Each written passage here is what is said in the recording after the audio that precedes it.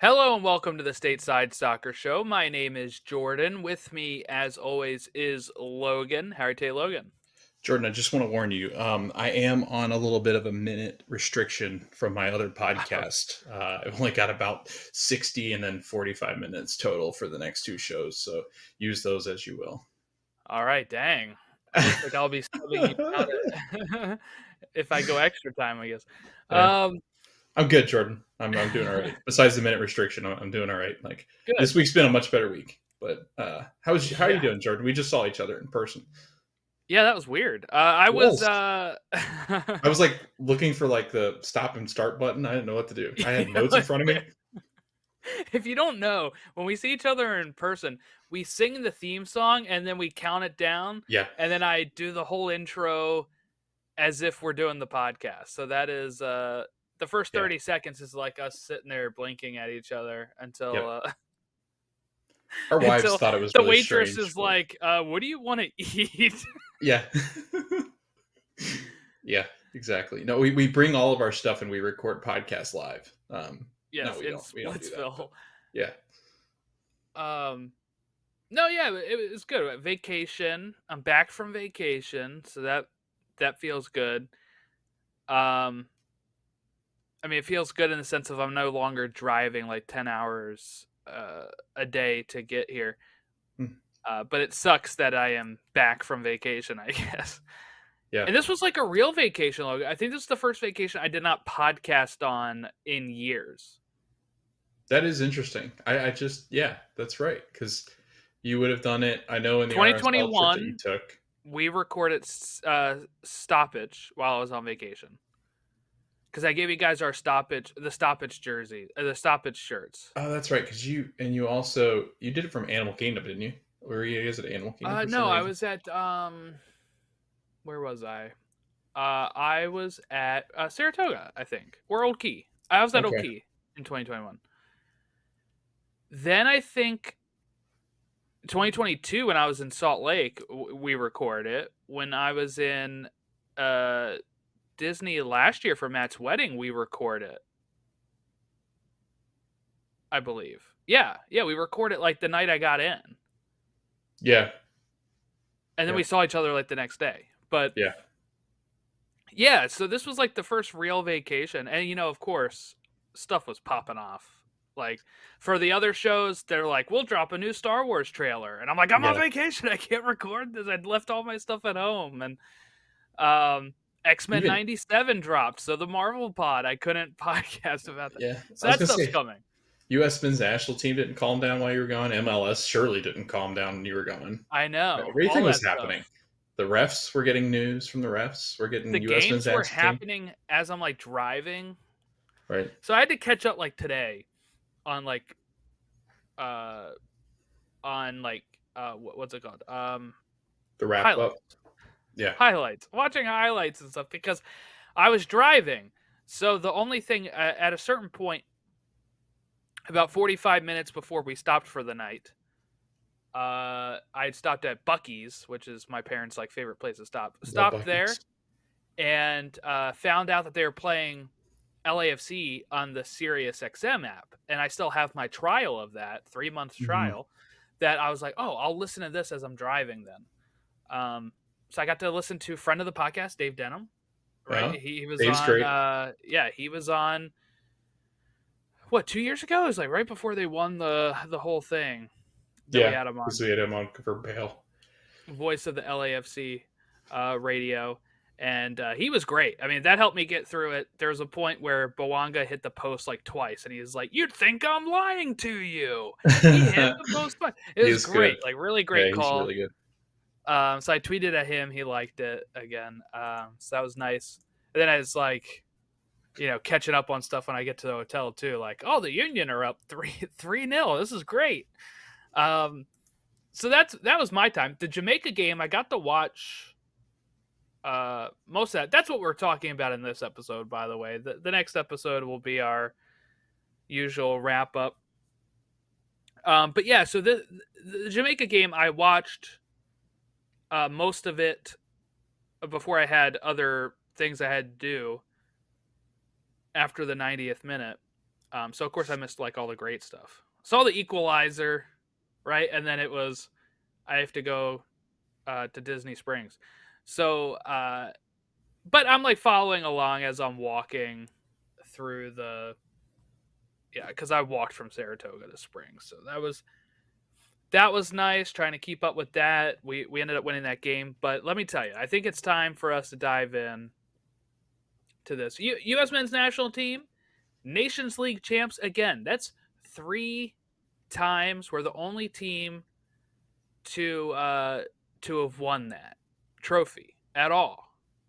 And I kind of turned off the game last night before the trophy celebration because we had to Hmm. go up and unpack. And Joy's like, "Don't you want to watch the trophy celebration?" I was like, "And we won this thing like 3 times. It wasn't even a challenge. I think I'm good." I did turn it on when we went upstairs, but it was just kind of like that old. It felt old hat at that Hmm. point. We were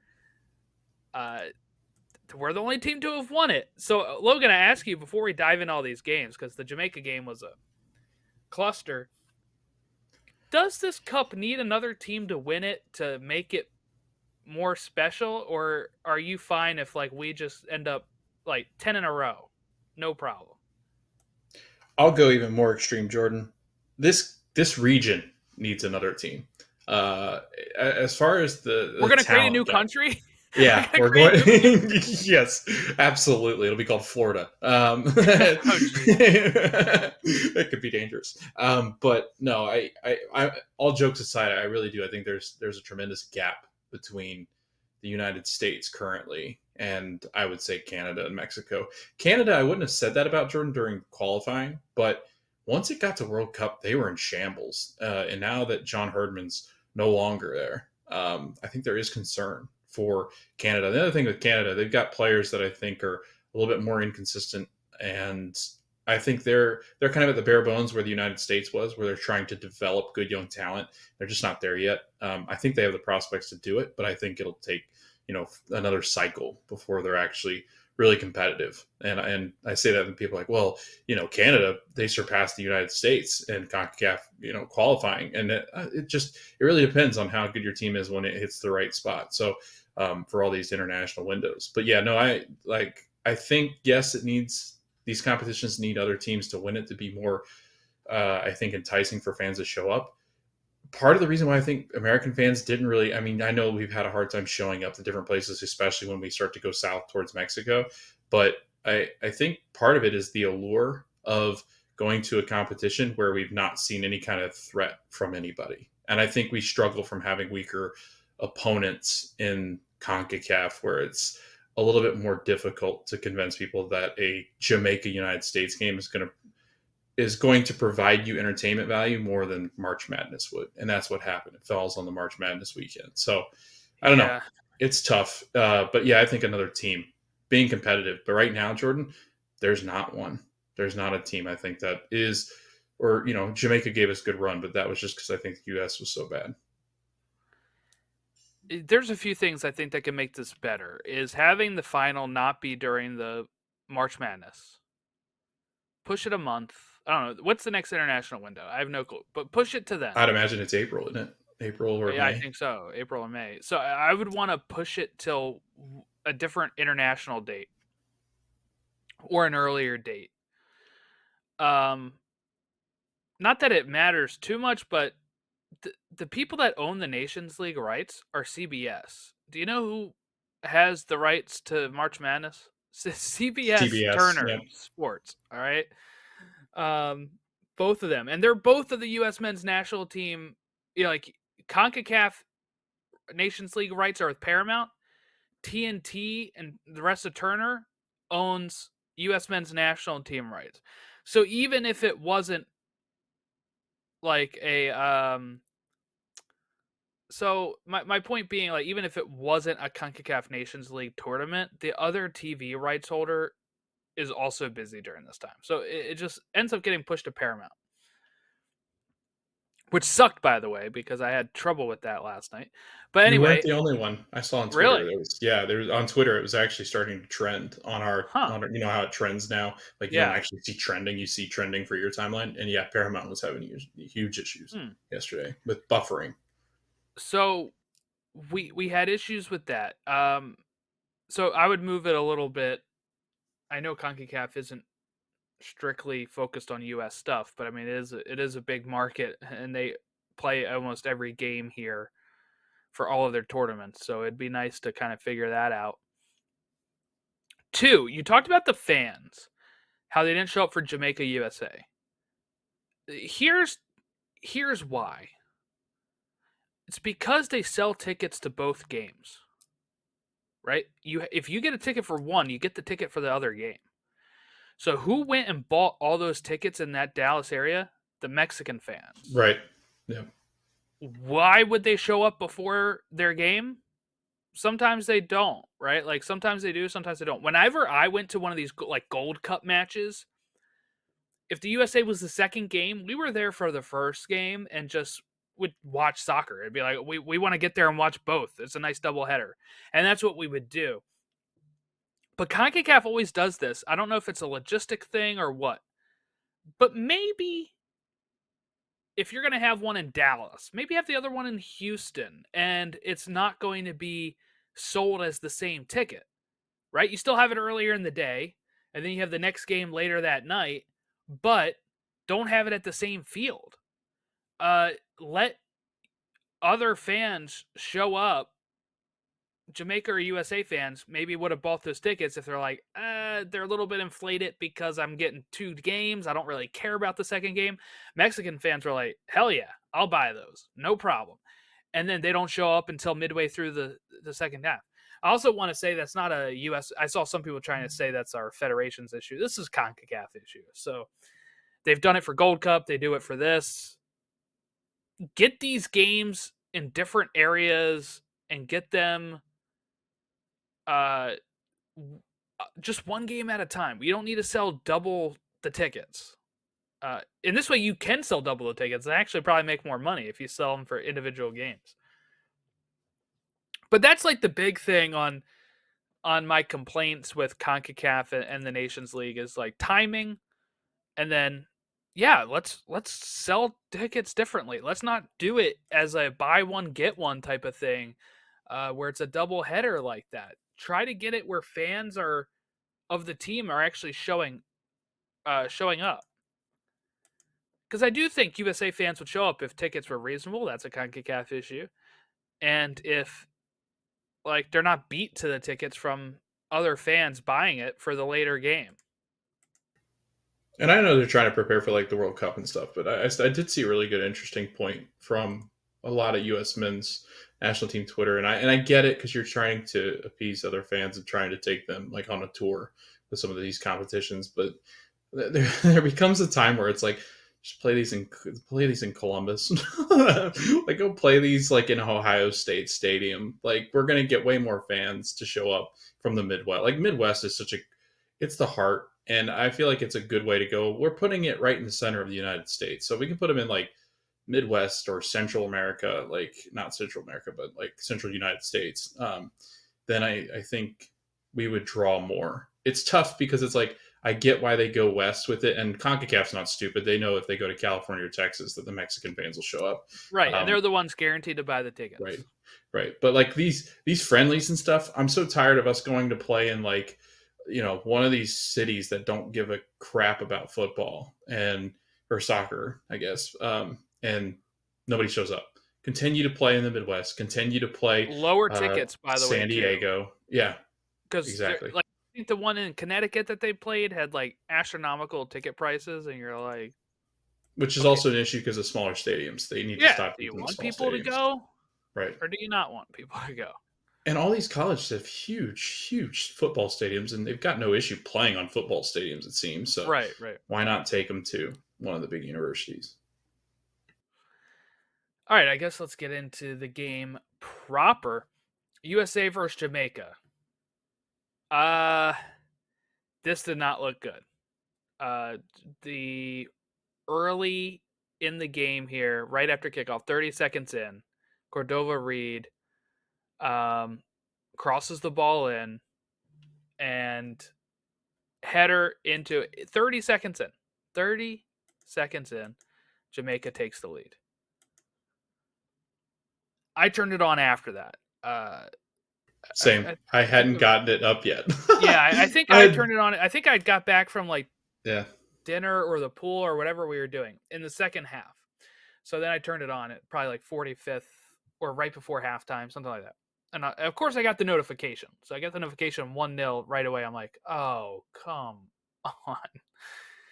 And, watching the rest of that game for the first 90 minutes, it's just half chances, right? Like there's times where we're getting chances, but it seemed like the players aren't comfortable. Like there's times where Pulisic has a shot and he like almost takes an extra touch, or players taking the extra touch, trying to force it in, and nothing was really happening with that at all. And it was very frustrating to watch. What did you see in this first game here, USA Jamaica, the semifinal? I think it was a team that lacked creativity, as we always talk about with this team. It seemed, which is funny because of what we'll talk about next, but there really does. There seems to be at times lack of creativity, and I think it's honestly it's starting to look like it's more of the selection of players that we put out there rather than possibly, having an actual issue in the attack. Yes, we don't have like that star-studded striker that you just put up there and he's going to get goals, and you can just expect that he's going to grab 6 to 8 goals in a competition like the World Cup.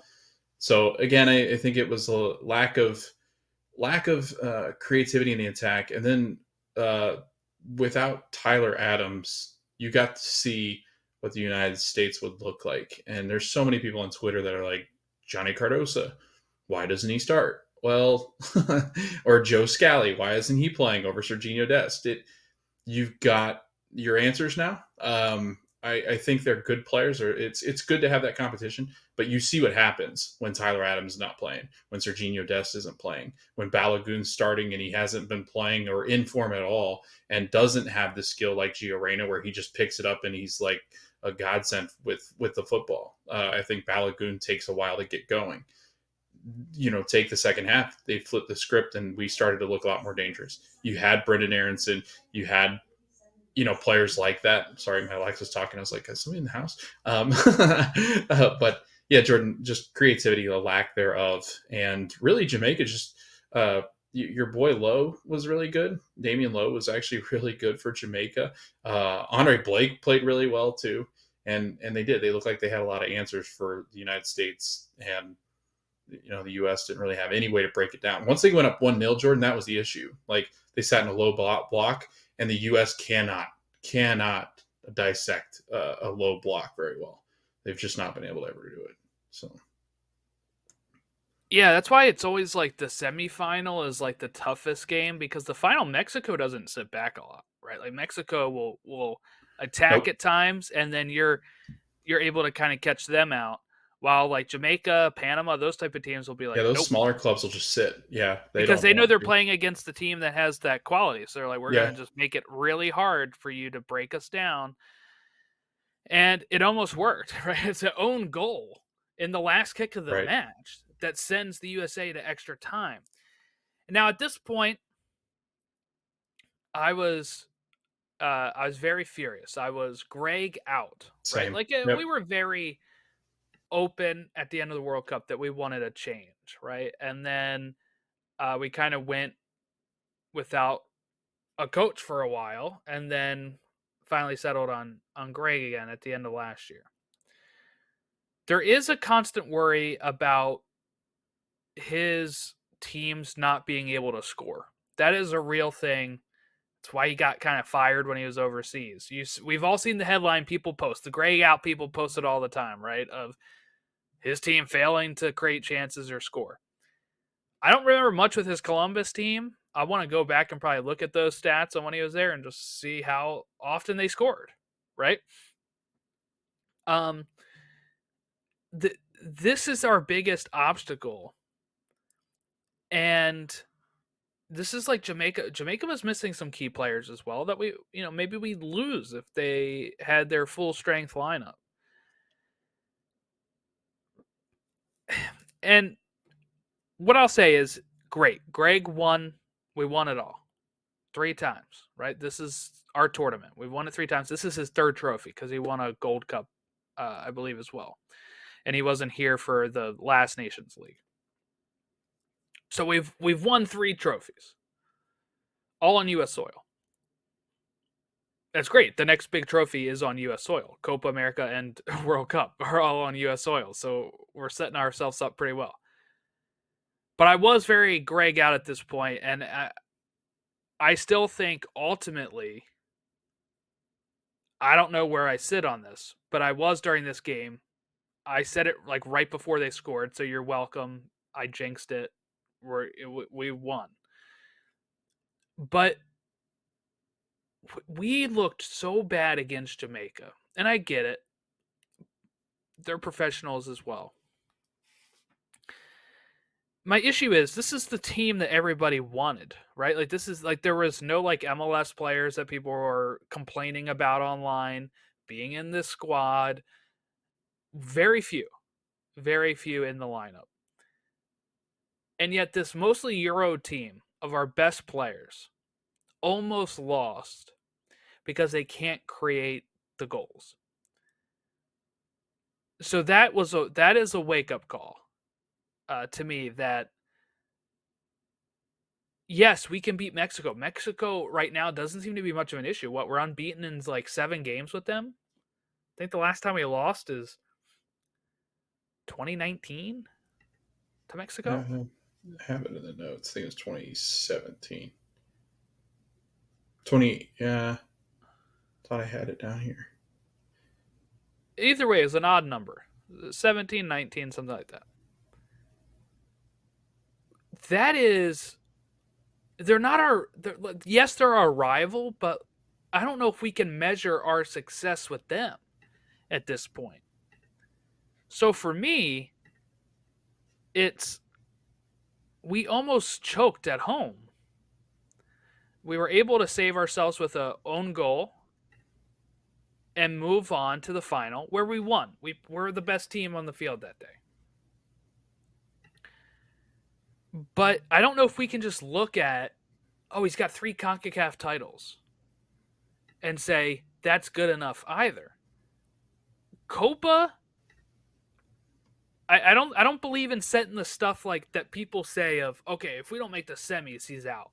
I think you have to do it by how we look. Like I do think, like, you mean to tell me if we make the semis and we win each game 1-0 and it's an own goal from the goalkeeper just throwing it in the back of his own net, that we would be like, oh, we feel really great that we made the semis? No, like you at some point you have to go off of the actual on the field stuff, and this team isn't really producing in the attack, which is a common symptom of Greg's teams, and that is what I worry about. And I think if you have to make the change, it has to be right after Copa if something goes south, because that gives you the rest of 2024, all of 2025, and half of 2026 to gear up for the World Cup. And that is the big thing. I don't want to waste this opportunity we have of 2026 hosting it and making a deep run in 2026. Now, the other half of me is saying the players played for him. They went out there and won. Tyler Adams was saying how great of a coach he is yesterday. So part of me is, look, I'm not the guy that makes a decision. So in my opinion right now, I'm kind of split on that Jamaica game was so bad, but we rebounded and got a trophy. But does that trophy actually matter if we're the only team to win that trophy?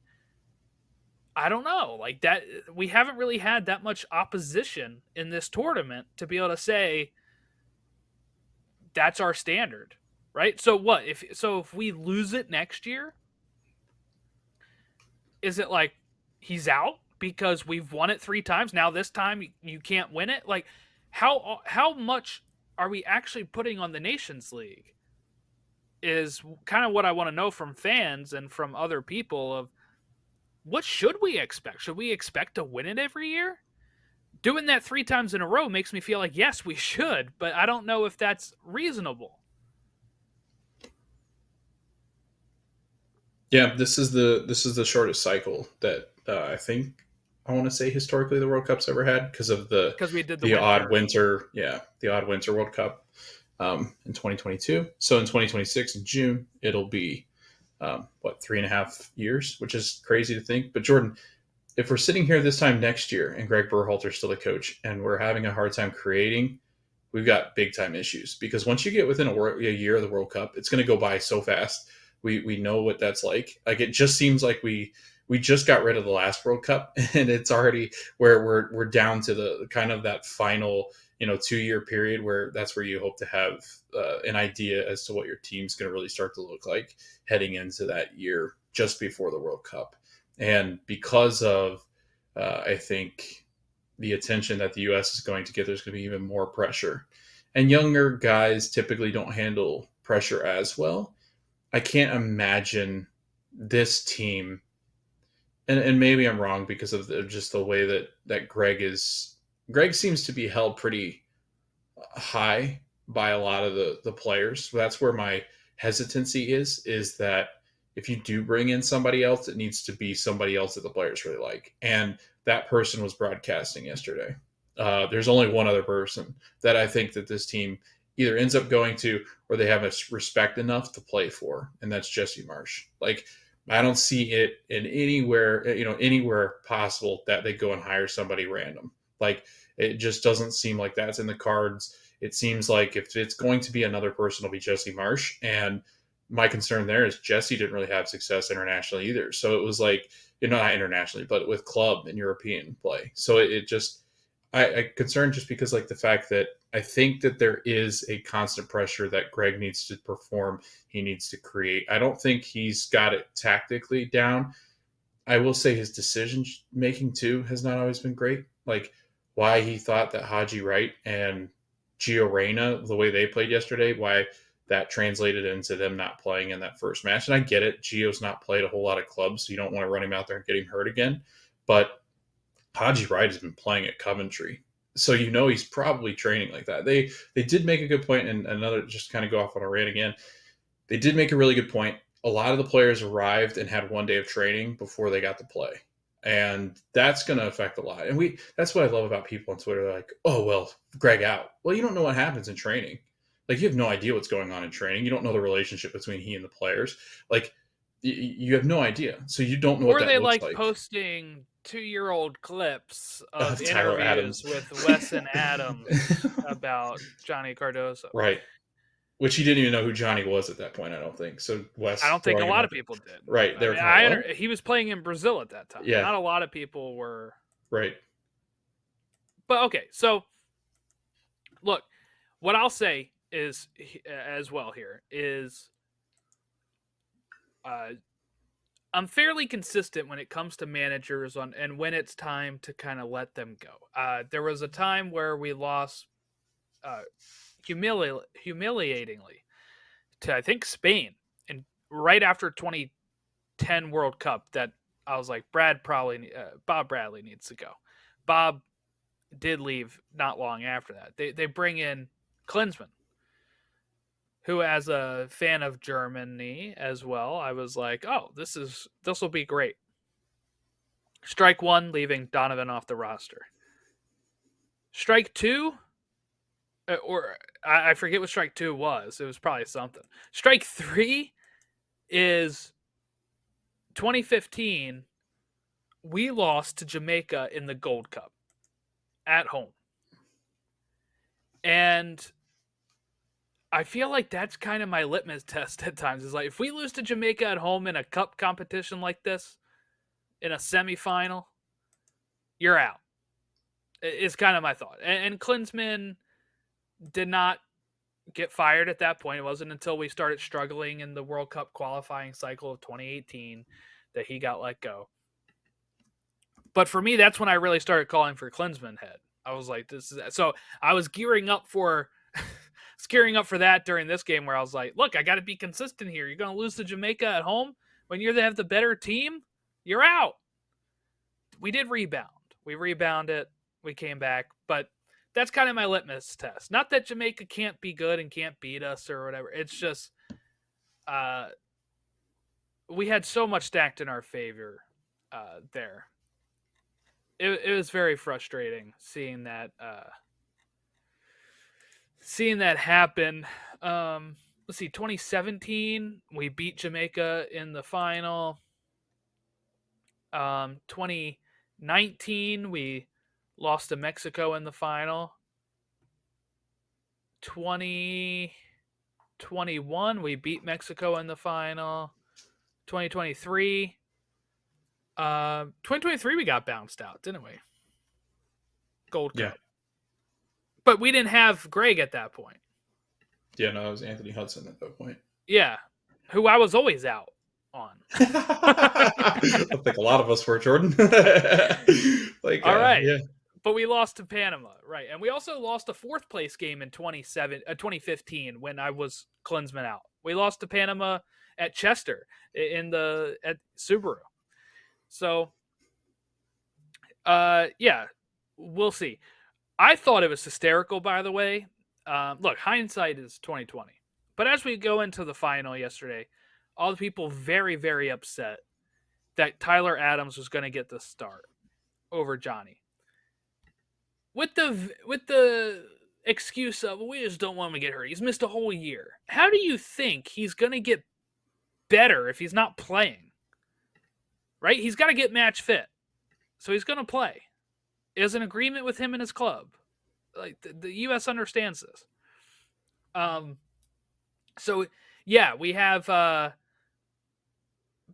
people spouting that off, and then of course Tyler Adams scores a hell of a goal. The best goal, one of the best goals against Mexico that a U.S. men's national team player has ever scored. Michael Bradley's is up there as well. But your thoughts on this goal by Tyler Adams? Yeah, I saw it coming. I saw the shot coming. I didn't see the goal coming. I was going to say, you saw that coming? No, I did not see that shot coming. I saw he was pointing down at his feet like, come on, get it to me. I was like, oh no, he's going to wind up and hit this from like 30 yards out. It's going to go into like the 13th row behind the goal. And you had just watched Orlando do that over and over again, right? Yes. So right. You were like, oh, I was used to that. Yeah, I was like, oh, here we go again, firing balls into the stands. But yeah, one of the best goals that you'll ever see, especially because he doesn't score.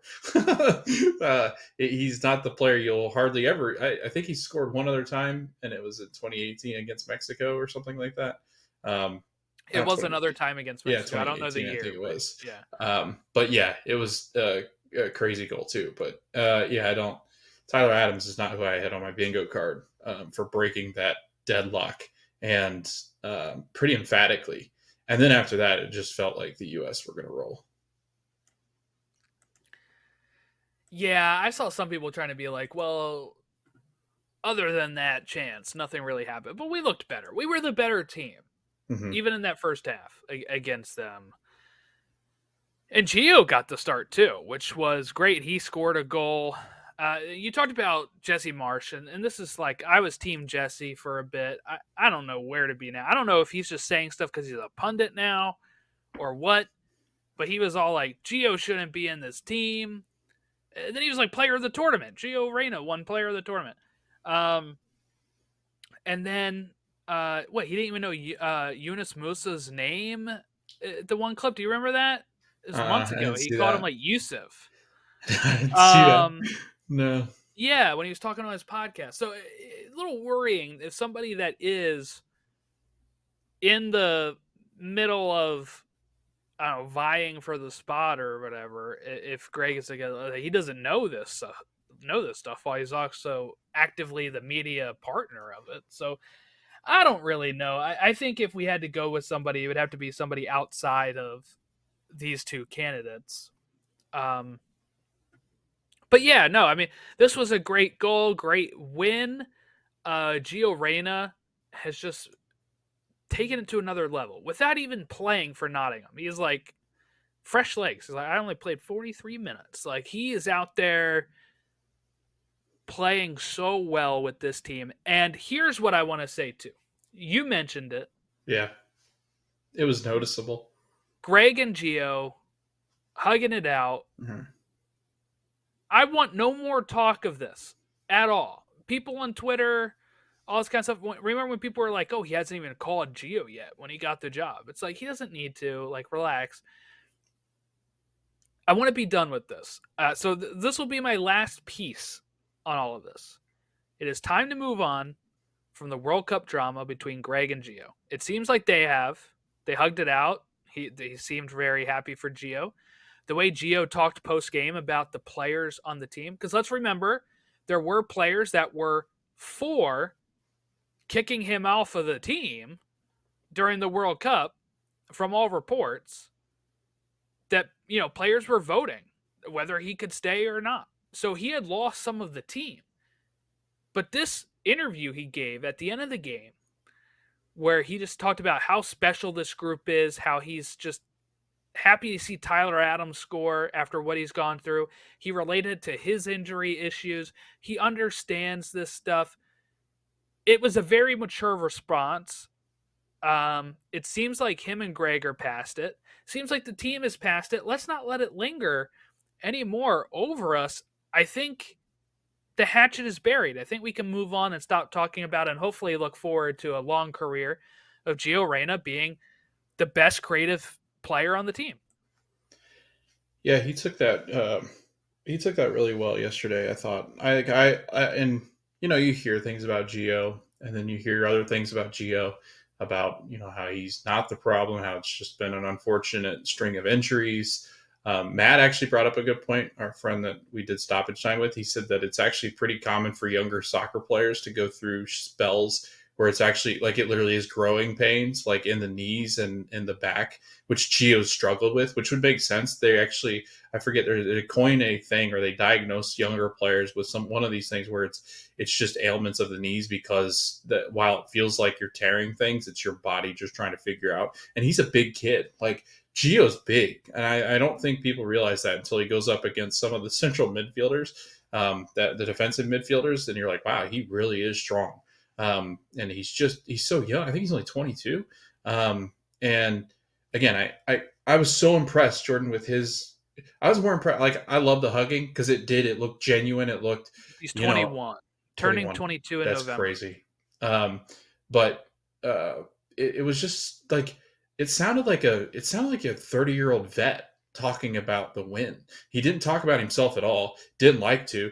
Wasn't going to bring it up. And wanted to focus on other players that he just admired and how well he spoke of Tyler Adams, just for those that are curious out there, would have been one of the ones in that leadership council, which I'm pretty sure he probably was number one in that leadership council between he and Pulisic, that are going, no, he leave. Him and Tim Ream too. Like, go. Like if you're not gonna play with us and be part of this team, then you need to leave.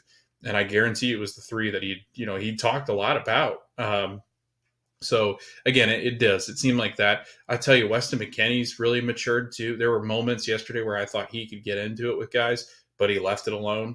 Gio left it alone. Like he could have easily gotten into it with, I think it was, I forget the guy, Sanchez or one of those two, they were causing all sorts of issues. Yeah, no, it was probably the most mature response I've ever seen for Gio. And then his goal was just class, like everything he does. And he was playing a new position. He was like a deeper lying midfielder, which you don't really see. But I think that's kind of the position he's going to have to play because it's tough to want to put Tyler Adams further back. It's tough to want to put Weston McKennie back there. So him kind of playing, and like I told you, like when he runs up beside Pulisic, it's like it's unstoppable. Like you can't stop the two of them. It's wild.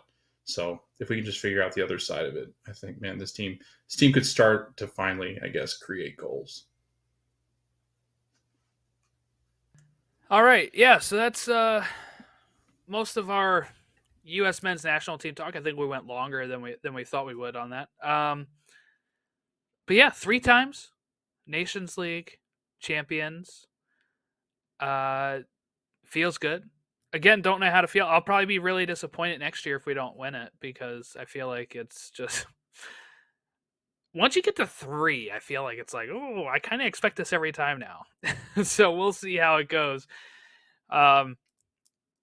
But yeah, no, I can't wait for it. Later this year, of course, we have so much more U.S. content coming out. We'll have to do the next State of the Union at some point coming up. But yeah, I can't wait. We got Olympics, we got Copa, we got a Gold Cup, right? We got like a million things coming up this year for U.S. men's national team. So make sure you stick around for that. You can like and subscribe to us here on the YouTube channel, or you can rate and review us on your Apple Podcasts or Spotify podcast feeds. Make sure you comment, send us any feedback at Stateside Show or statesideshow@gmail.com. If you want to tell Logan how wrong he is, he loves it. So make sure you go ahead and tell him that over on Twitter. Have a great rest of your week. We'll catch you next time with our next episode dropping Tuesday, which is our MLS Match Day 5 recap. So have a great rest of your day. We'll catch you next time.